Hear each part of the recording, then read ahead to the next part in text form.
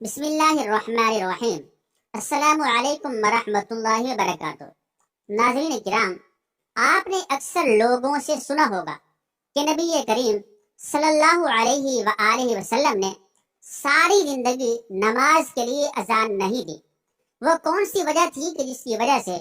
نبی کریم صلی اللہ علیہ وآلہ وسلم نے اذان نہیں دی؟ کیا یہ حقیقت ہے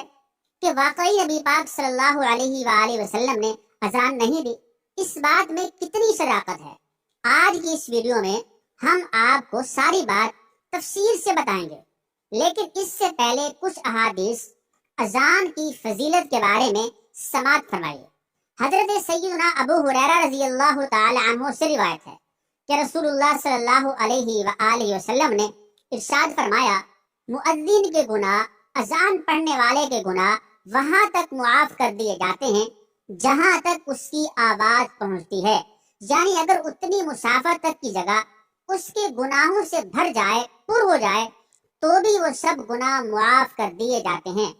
جاندار اور بے جان جو مؤذن کی آواز سنتے ہیں وہ سب قیامت کے دن اس کے لیے گواہی دیں گے۔ مؤذن کی آواز پر نماز میں آنے والے کے لیے 25 نمازوں کا ثواب لکھ دیا جاتا ہے، اور ایک نماز سے پچھلی نماز تک کے درمیانی اوقات کے گناہ معاف کر دیے جاتے ہیں۔ سبحان اللہ۔ حضرت عبداللہ بن عمر رضی اللہ تعالی عنہما سے روایت ہے کہ رسول خدا صلی اللہ تعالی علیہ وآلہ وسلم نے ارشاد فرمایا، مؤذن کی آواز، اذان دینے والے کی آواز جہاں جہاں تک پہنچتی ہے وہاں تک اس کی مغفرت کر دی جاتی ہے۔ ہر جاندار اور بے جان جو اس کی اذان کو سنتے ہیں اس کے لیے مغفرت کی دعا کرتے ہیں۔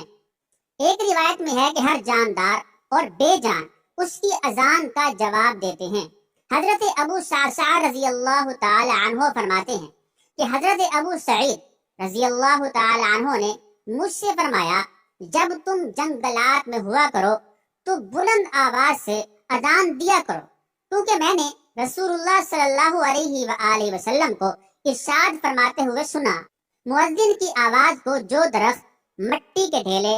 پتھر، جن اور انسان سنتے ہیں وہ سب کے سب قیامت کے دن مؤذن کے لیے گواہی دیں گے۔ حضرت براء بن عازب رضی اللہ تعالی عنہما سے روایت ہے کہ رسول خدا صلی اللہ تعالی علیہ وآلہ وسلم نے ارشاد فرمایا، بلا شبہ اللہ رب العالمین اگلی صف والوں پر رحمت بھیجتے ہیں،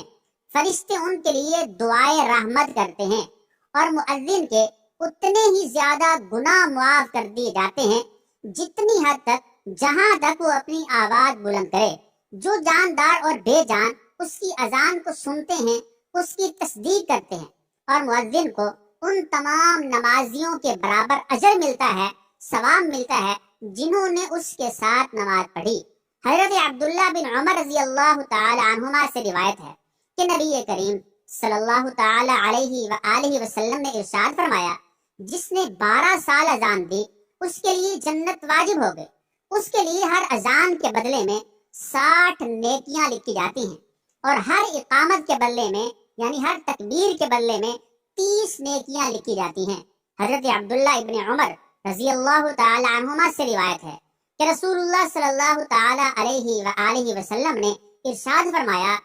3 شخص ایسے ہیں کہ جن کو قیامت کی سخت گھبراہٹ کا خوف نہیں ہوگا، نہ ان کو حساب کتاب دینا پڑے گا۔ جب تک مخلوق اپنے حساب و کتاب سے فارغ ہو وہ مشک کے ٹیلوں پر تفریح کریں گے۔ ایک وہ شخص جس نے اللہ تعالیٰ کی رضا کے لیے، اللہ کو راضی کرنے کے لیے قرآن شریف پڑھا اور اس طرح امامت کی کہ مقتدی اس سے راضی رہے۔ دوسرا وہ شخص جو اللہ تعالیٰ کی رضا کے لیے لوگوں کو نماز کے لیے بلاتا ہو، یعنی مؤذن۔ اور تیسرا وہ شخص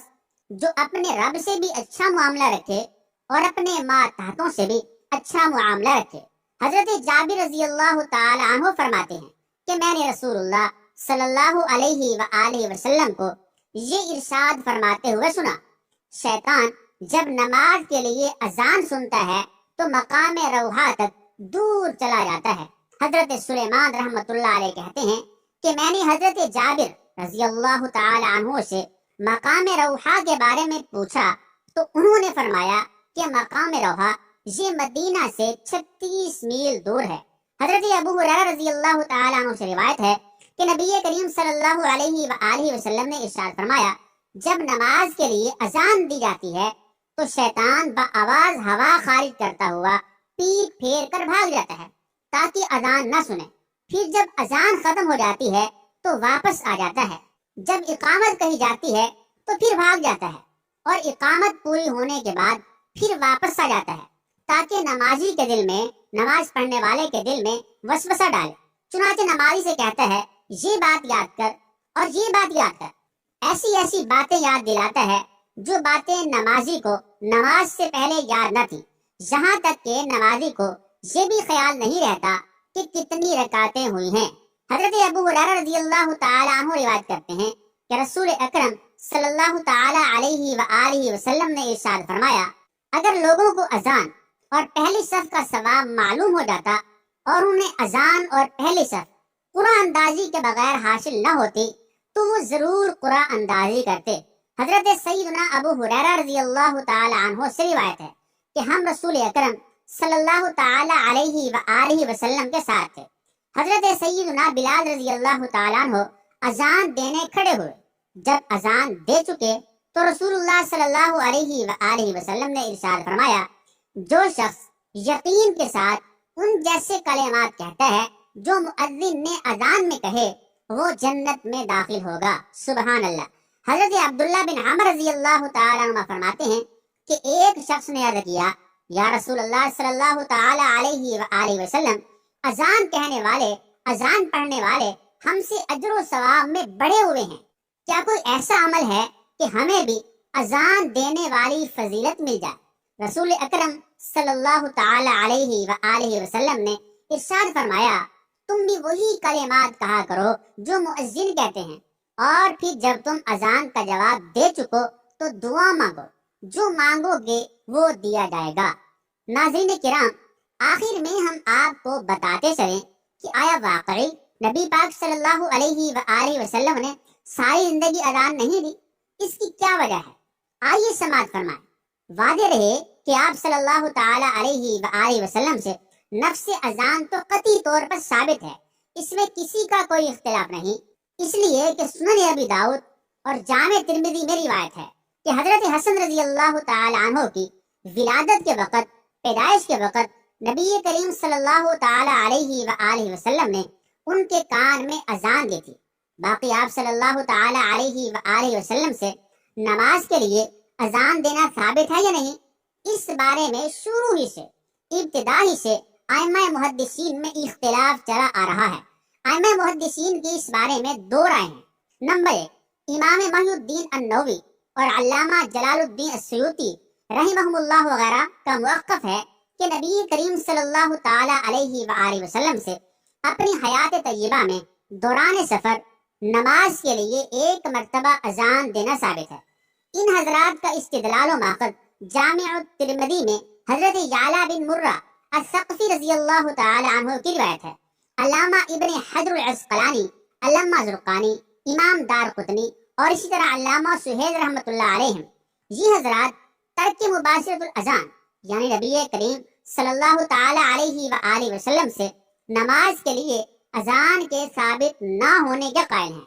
ان حضرات کا کہنا یہ ہے کہ ترک مباشرت الاذان کا مسئلہ نبی کریم صلی اللہ علیہ وآلہ وسلم کے خصائص میں سے ہے، آپ کی خصوصیات میں سے ہے، لہذا اب یہ اشکال کہ یہ بات ناممکن ہے کہ نبی کریم صلی اللہ علیہ وآلہ وسلم نے ایک کام کرنے کا حکم فرمایا ہو اور خود ایک مرتبہ بھی اس پر عمل کر کے نہ دکھایا ہو، باقی نہیں رہتا۔ بہرحال خلاصہ یہ ہے کہ نومولود بچے کے کان میں اذان دینا نبی کریم صلی اللہ علیہ وآلہ وسلم سے قطعی طور پر ثابت ہے۔ باقی نبی کریم صلی اللہ علیہ وآلہ وسلم سے نماز کے لیے اذان دینے کے بارے میں محدثین کے درمیان، محدثین کے مابین اختلاف ہے۔ نیز الامام المحدث الفقیہ مولانا محمد عبد الحی لکھنوی رحمۃ اللہ علیہ نے ایک رسالہ بنام خیر الخبر فی اذان خیر البشر میں ائمہ محدثین کے درمیان اختلاف ذکر کرنے کے بعد تحریر فرمایا کہ ابھی تک اس بارے میں کسی نے کوئی حتمی رائے قائم نہیں کی، لہذا ہمیں بھی اس بارے میں توقف ہی اختیار کرنا چاہیے، خاموشی ہی اختیار کرنی چاہیے۔ نیز مولانا عبدالحی لکھنوی رحمۃ اللہ علیہ نے اپنے اسی رسالے میں ترک مباشرت الاذان یعنی بنفس نفیس اذان نہ دینے کی چند وجوہات ذکر کی ہیں، جن میں زیادہ صحیح اور قوی وجہ یہ لکھی ہے کہ نبی کریم صلی اللہ تعالی علیہ وآلہ وسلم کے اذان نہ دینے میں در حقیقت خلفائے راشدین کے مشقت میں پڑنے اور احکام شرعیہ میں خلل واقع ہونے کے اندیشے سے بچنا تھا۔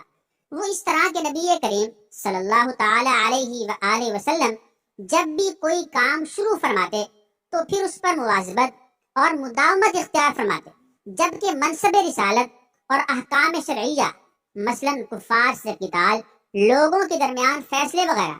اس جیسی بڑی ذمہ داری انجام دینی تھی جو اذان سے زیادہ اہم اور ضروری تھی۔ اگر نبی کریم صلی اللہ تعالی علیہ وآلہ وسلم اذان دیتے اور اس پر مواظبت اختیار فرماتے تو اس طرح نبی کریم صلی اللہ تعالی علیہ وآلہ وسلم کی اتباع میں خلفائے راشدین کو بھی مواظبت کرنی پڑتی، جس کی بنا پر دوسرے اہم امور میں خلل واقع ہونے کا اندیشہ تھا۔ اس لیے آپ صلی اللہ علیہ وآلہ وسلم نے اذان نہیں دی۔ واللہ عالم۔ اللہ تبارک و تعالی ہمیں عمل کرنے کی توفیق عطا فرمائے۔ آمین ثم آمین۔